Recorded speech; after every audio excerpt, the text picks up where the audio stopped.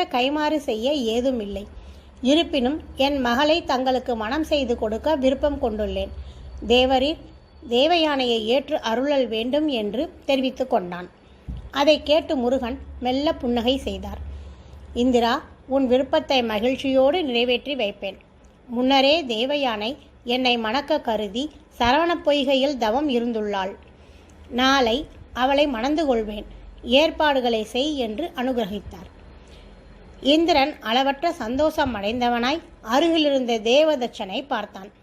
முகக்குறிப்பிலிருந்தே இந்திரன் எண்ணத்தை அறிந்து கொண்ட விஸ்வகர்மா ஏற்கனவே சொர்க்கபுரியாக திகழ்ந்த திருப்பரங்குன்றத்தை மேலும் அழகுற விளங்க ஏற்பாடுகளை செய்ய உடனே ஆயத்தமானான்.